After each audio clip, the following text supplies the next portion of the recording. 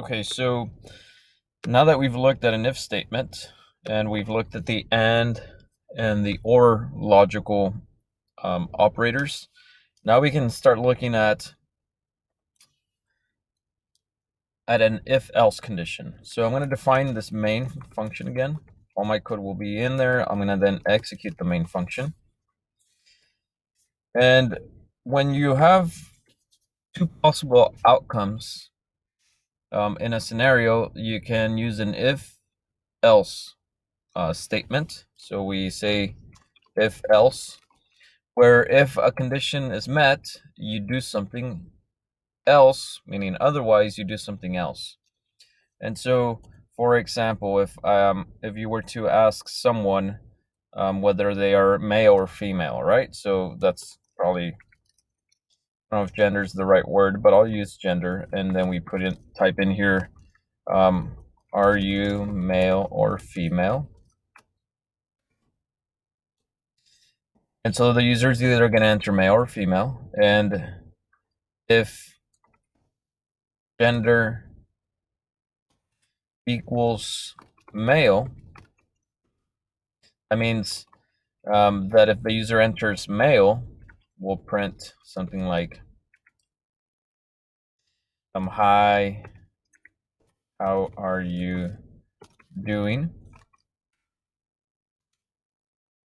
Else, meaning if the user does not put male, then the user could very likely have entered female. We can print, hello, how's it going? Obviously, the print statements here have nothing to do with what the user enters, but we can see how at this point we're either going to print something or something else. So it's one of the two. One of the two is going to be printed. It's not like we're not going to print neither, because if we don't meet the condition here where if gender is equal to male, then that means we're definitely going to print the second statement. So if I run this, okay, so I am asked to save this. I'll go to my Python tutorials folder.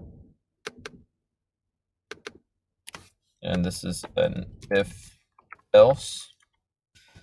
Notice that I run this, it's asking me, are you male or female? I can put male. And it says, hi, how are you doing? Whereas if I run it and I enter female, it says, hello, how's it going? And if I run it and I enter anything other than male or female,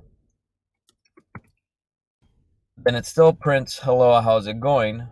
Because the else condition is always going to be executed if you don't meet this criteria.